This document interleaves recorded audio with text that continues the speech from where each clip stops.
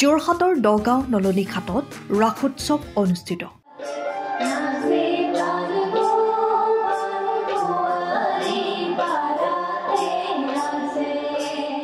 শ্ৰী শ্ৰী হেমচন্দ্ৰ দেৱগোস্বামী সাংস্কৃতিক প্ৰকল্পৰ উদ্যোগত যোৰহাটৰ দগাঁও নলনী ঘাটত শ্ৰী শ্ৰীকৃষ্ণৰ সম্পূৰ্ণ ৰাসলীলা দুদিনীয়াকৈ অনুষ্ঠিত কৰা হয়।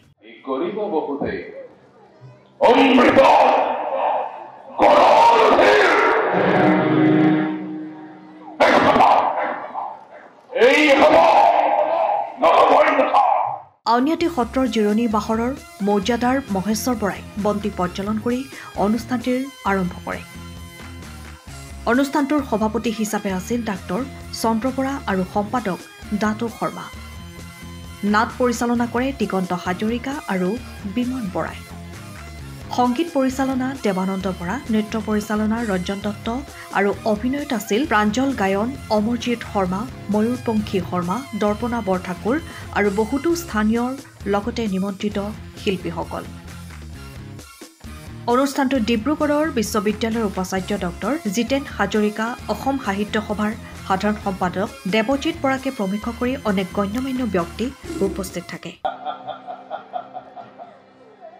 কৰিব বহুতে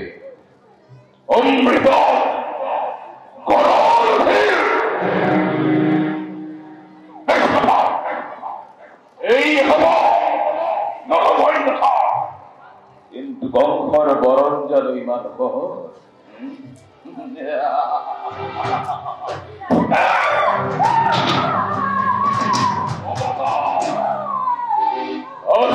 যত পাৰে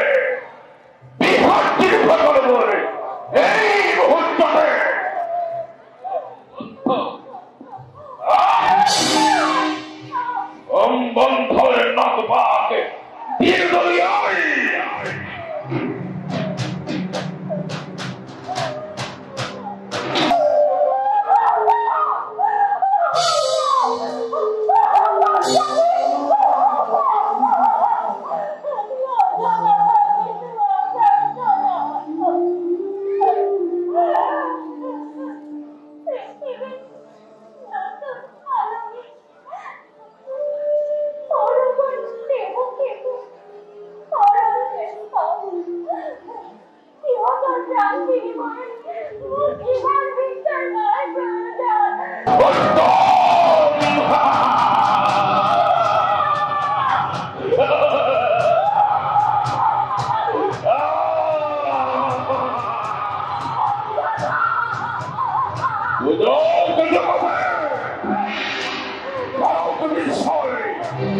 সংঘৰ ভগতি সংঘৰ পৰাক্ৰম সংঘৰ আধিপত্য ইমান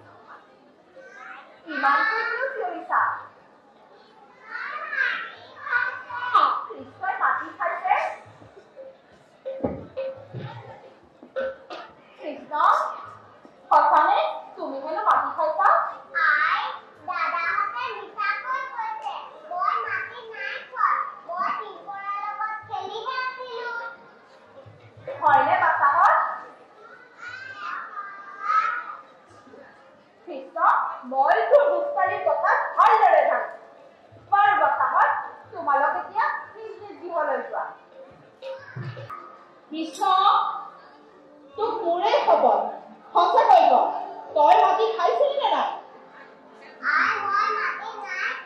চাওঁ তেনেহ'লে